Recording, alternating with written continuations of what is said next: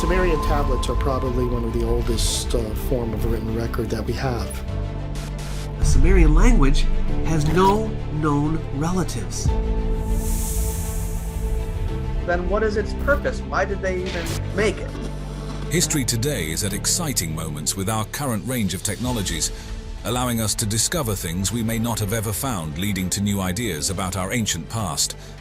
One of these discoveries was a story, an ancient king named Gilgamesh. The story of Gilgamesh, it's truly a marvel of ancient literature. You see, this story, inscribed in cuneiform on clay tablets, is not just old, it's ancient, dating back to around 2100 BCE during the third dynasty of Ur. But what's fascinating is that the tale of Gilgamesh goes even further back with earlier Sumerian poems. Imagine this. These tablets, lost for millennia, were found in the ruins of Nineveh's library in the 19th century. Piecing them together was like solving a grand historical puzzle, but some pieces are still missing, lost to the sands of time. Gilgamesh himself, what a character. He's described as 2/3 god and 1/3 human, which explains his incredible strength and courage. This isn't your average hero. He's on a whole different level, surpassing ordinary men and even the heroes of other ancient myths. It's like he's in a league of his own, a blend of the divine and mortal, making him nearly invincible. Now let's talk about his adventures, because they're nothing short of epic. Gilgamesh wasn't content just sitting around. He was driven by a thirst for glory and fame. Take, for example, his journey to the cedar forest. He goes there to fight Humbaba, a fearsome guardian, proving his heroism and strength. But the real twist comes after his friend Enkidu's death. This loss hits Gilgamesh hard, and he becomes obsessed with finding immortality. It's a quest that teaches him a hard truth, that death is inevitable and even he can't escape it. Speaking of Enkidu, their friendship is a story for the ages. Enkidu starts as a wild man, created by the gods to challenge Gilgamesh, but instead of rivals, they become the best of friends. Their bond is deep, showing how even the mightiest hero can find solace and transformation in companionship. When Enkidu dies, Gilgamesh's grief is profound, setting him on a path of self-discovery and a quest for immortality. It's a poignant reminder of how friendships can change us and make us better. The themes in this story are universal and timeless. Getting into the intriguing world of King Gilgamesh's historical existence, which, let me tell you, is a fascinating blend of archaeology and ancient storytelling. You see, our main piece of evidence comes from something called the Sumerian King List. This isn't just any old list. It's an ancient manuscript where the Sumerians chronicled their kings and the lengths of their reigns. It's like their version of a royal hall of fame, mixing in both legendary and historical figures, which shows how they saw their own past. Now here's where it gets interesting. Gilgamesh pops up on this list. Yes, the same Gilgamesh from those epic tales. His name being there is a big deal because it suggests that he wasn't just a mythical figure, but also a real king who ruled over Sumer. The list has been found in several versions, scattered across different ancient sites. It's like finding multiple editions of a bestseller, showing that this list was pretty important back in the day. But wait, there's more. We've also got various inscriptions and artifacts that mention Gilgamesh. Think of these like ancient shoutouts carved on tablets, cylinder seals, and even walls. These bits and pieces have been dug up from all over Mesopotamia, especially around Uruk, where Gilgamesh was said to rule. The catch? These references are kind of like brief celebrity mentions, not giving us the juicy details of his reign or achievements. Now, the tricky part in all of this is trying to separate the man from the myth. It's like trying to figure out where the legend ends and the real king begins, which isn't easy because there aren't any tell-all autobiographies or detailed historical records about his rule. This scarcity of info means we're dealing with a puzzle that's missing quite a few pieces. But here's why all of this is super important. Even though the evidence is a bit sparse, it's vital in showing that Gilgamesh was more than just a character in ancient tales. He was a real figure in Mesopotamian history. Let's talk about the Anunnaki, these absolutely fascinating figures from ancient Mesopotamian mythology. You see, the Anunnaki are like the A-listers of the godly world in both Sumerian and Akkadian myths, which, by the way, are some of the oldest in the world. The Sumerians kind of set the stage with their ideas of these gods, and then the Akkadians came along and said, hey, we like these guys, and adopted them into their own pantheon. Now, in the Sumerian version, the Anunnaki are mostly hanging out in the underworld doing their godly things there. But as we move into Akkadian and later Babylonian myths, these gods get a major role upgrade. They're not just underworld big shots anymore. They're taking on some serious cosmic duties like controlling human destinies and playing a part in the creation of the world. It's like they went from being local celebrities to cosmic influencers. Speaking of their cosmic roles, let's talk about how they show up in myths and epics. In the Epic of Gilgamesh, which is like the ancient blockbuster of its time, the Anunnaki are part of this divine council, making big decisions that affect Gilgamesh's epic adventures. Then there's the Enuma Elish, the Babylonian creation story, where the Anunnaki are right there in the mix, helping to set up the universe and lay down the laws of the land. But it's not just about creating worlds and starring in epics. The Anunnaki were believed to be actively involved in human affairs. We're talking about deciding the fates of kingdoms and people, bestowing kingship, fertility, and sometimes even throwing curses around. They were like the puppet masters of human history, pulling the strings in battles and empires. And with this power, they brought a sense of divine justice and morality to the table, reflecting the ancient Mesopotamians' ideas about the gods and their relationship with humans. Now here's where things get really cosmic.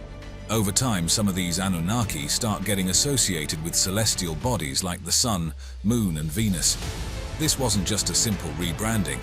It was a big shift from being underworld figures to becoming celestial heavyweights. This move up to the cosmos meant they were now involved in the movement of the stars and planets, which was a big deal in Mesopotamian astrology and cosmology. It's like they went from being local deities to universal forces. Alright, let me take you on a journey through Gilgamesh's epic adventures and his encounters with the Anunnaki gods, because, let me tell you, it's like a blockbuster movie from the ancient world. First off, we've got this incredible meeting with Utnapishtim, who's pretty much the Mesopotamian version of Noah. He tells Gilgamesh about this massive flood that the gods sent to wipe out humanity. But here's the kicker. He survived because one of the gods, Ea, tipped him off to build a boat. And for saving all these lives, the gods gave him immortality.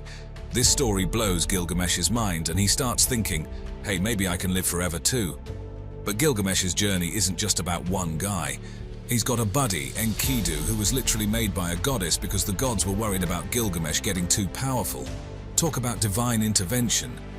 Then there's this run-in with Ishtar, the goddess of love and war.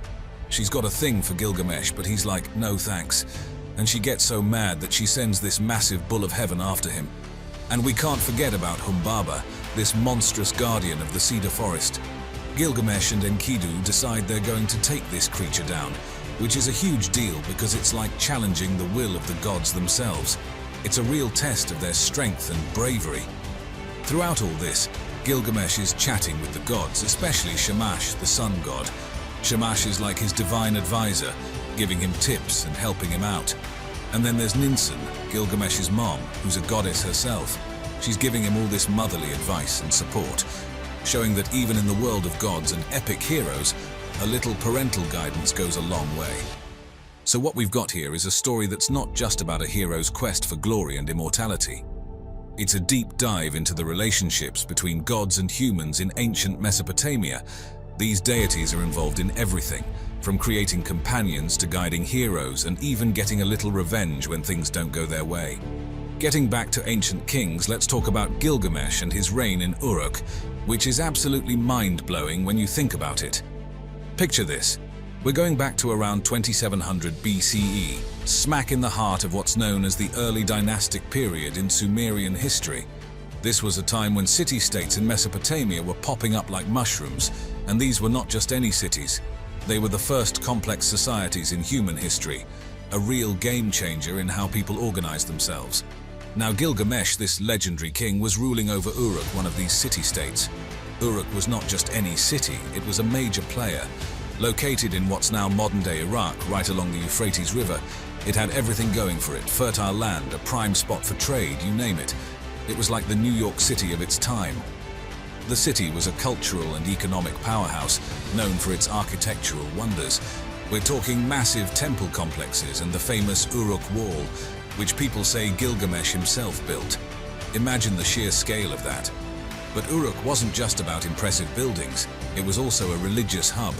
The main temple of Inanna, or Ishtar as she was later known, was there. She was a top-tier deity in the Sumerian pantheon, and having her main temple in Uruk was a big deal. It shows how intertwined religion and politics were back then. And get this, Uruk was likely one of the biggest cities in the world at the time. The population was booming, which just goes to show how important this place was. Now let's talk about Gilgamesh's role in all of this. As the king, he was the man in charge, the big cheese. He'd be making all the major decisions about running the city, managing its religious life, and dealing with other city-states. And let's not forget military campaigns and construction projects. Gilgamesh was likely leading his troops in battles and spearheading building projects that made Uruk the wonder that it was. Have you ever wondered about the mysteries of our ancient past? Today, we're diving into the world of the Anunnaki, a group of deities from ancient Mesopotamian culture. But what if there's more to these mythical beings than meets the eye? Some theorists believe the Anunnaki were actually advanced extraterrestrial visitors from a hidden planet called Nibiru, who came to Earth seeking gold. This theory suggests that these celestial beings didn't just mine resources, but also left an indelible mark on human civilization, teaching us about agriculture, architecture, and even the stars themselves. From the perplexing structures of Göbekli Tepe to the intricate Sumerian king list, we're going to explore the clues and theories surrounding the Anunnaki's influence and their potential ongoing presence on Earth. So let's delve into this cosmic puzzle and unravel the mysteries of an ancient time. Delving into the realms of ancient mythology and modern extraterrestrial speculation brings us to the intriguing and controversial Anunnaki gold theory. Central to this theory is the belief in an ancient alien race known as the Anunnaki, originating from a hidden planet in our solar system, often referred to as Nibiru or Planet X. This mysterious planet, posited to be on an elongated orbit far beyond Neptune, is said to swing close to Earth every few thousand years. The legend of the Anunnaki first emerged from the ancient Sumerian civilization, one of the earliest known civilizations located in the southern part of Mesopotamia.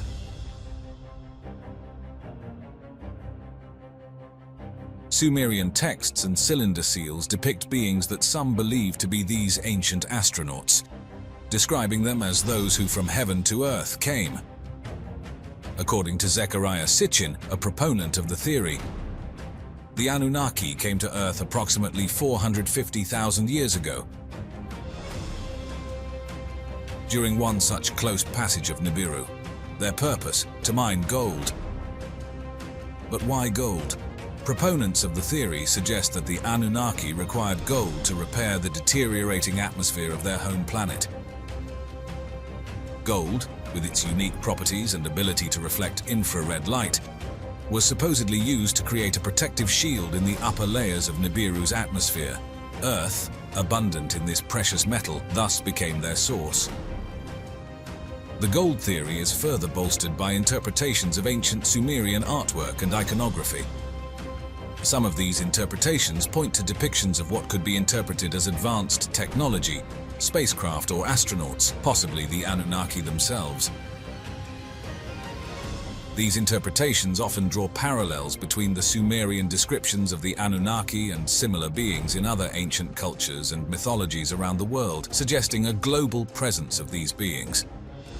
One of the most striking aspects of this theory is the claim that the Anunnaki genetically engineered human beings. It is posited that they used their advanced knowledge to manipulate the existing hominids on Earth, possibly using their own genetic material to create a labor force for mining operations.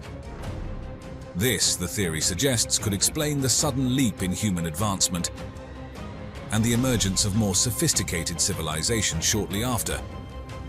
Sitchin and others have pointed to various ancient structures and artifacts as potential evidence of this advanced alien influence, such as the precise construction of the Egyptian pyramids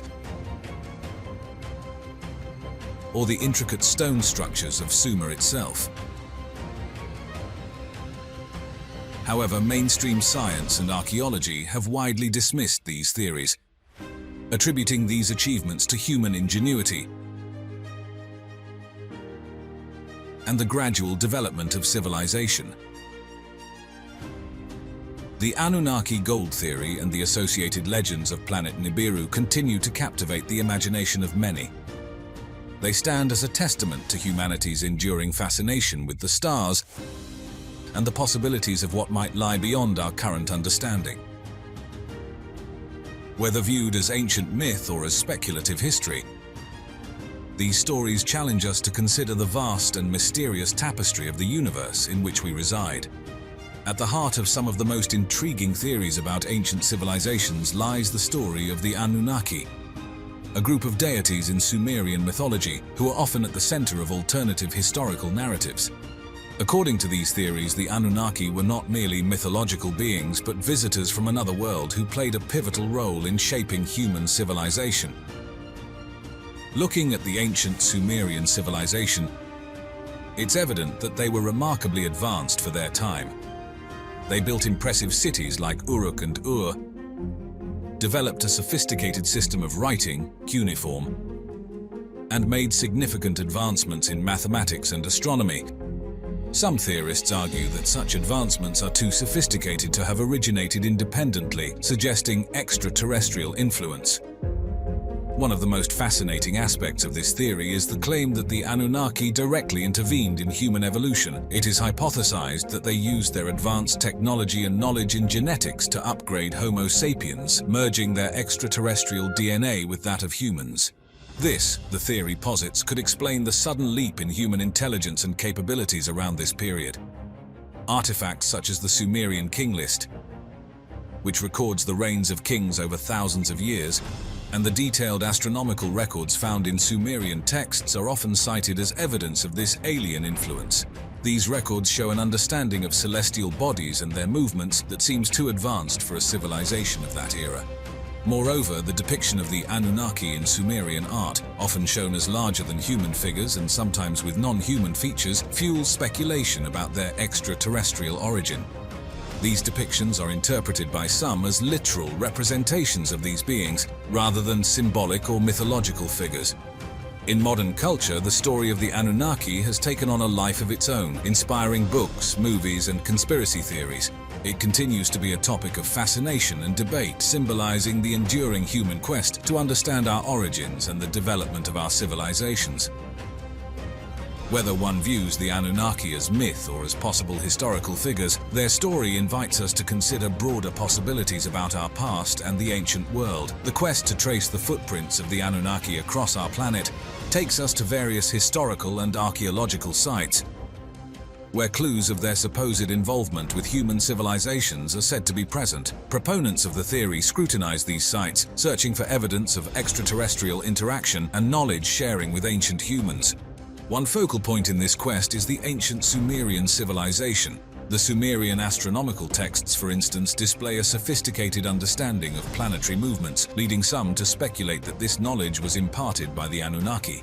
The ziggurats, towering temple complexes of ancient Mesopotamia, with their intricate and monumental design, also fuel theories of extraterrestrial architectural influence. Beyond Mesopotamia, other ancient sites around the world are speculated to bear the mark of the Anunnaki. The Egyptian pyramids, with their precise alignment and construction, are often mentioned in this context. Theories suggest that the knowledge and technology required to build these colossal structures might have been shared by the Anunnaki. Similarly, the megalithic structures of Stonehenge in England, with their complex arrangement and astrological significance, are sometimes included in discussions about potential Anunnaki involvement. In terms of their ongoing presence, some theorists believe that the Anunnaki never left Earth and continue to influence world events. This belief is often tied to conspiracy theories about hidden powers controlling global affairs, suggesting that the Anunnaki or their descendants might be involved in guiding the course of human history from behind the scenes. These theories delve into the realm of speculation, with claims ranging from secret societies with Anunnaki knowledge to alien human hybrids influencing political and economic systems. Artifacts and art from various ancient cultures also come under scrutiny for alleged depictions of the Anunnaki. These include Sumerian statues and reliefs, Egyptian hieroglyphs, and even pre-Columbian art from the Americas. Proponents analyze these artifacts for iconography and symbolism that could indicate extraterrestrial contact or influence, such as depictions of beings with non-human features or objects that resemble modern perceptions of spacecraft. The narrative of the Anunnaki is deeply intertwined with the broader framework of the ancient astronaut theory, a perspective suggesting that extraterrestrial beings visited Earth in antiquity and significantly influenced the development of human civilization. This theory posits that many of the mythological tales, religious texts, and ancient artworks that have been passed down through generations are not mere products of human imagination, but actual accounts of alien visitation.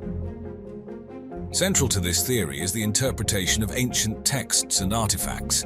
For instance, the Anunnaki, as described in Sumerian mythology, are often depicted as godlike figures coming from the sky, which some theorists argue could be a literal description of extraterrestrial visitors. Critics argue that such interpretations often involve a significant amount of speculation and tend to overlook cultural and mythological contexts. They caution against projecting modern UFO and alien concepts onto ancient civilizations, which had their own rich and complex understandings of the world. On the other hand, supporters of the ancient astronaut theory argue that mainstream historical and archaeological interpretations fail to adequately explain certain anomalies in ancient artifacts and texts. This theory has permeated popular culture, inspiring a plethora of media. It has captivated the imagination of millions, leading to a popular reimagining of human history. This fascination reflects a broader human interest in understanding our origins and the possibility of connections to other worlds or civilizations. The Anunnaki and the ancient astronaut theory represent a compelling narrative that challenges conventional views of human history. Whether one sees them as mere myths or potential historical realities, they undoubtedly enrich the tapestry of human culture with their mystery and provoke us to question our understanding of the past.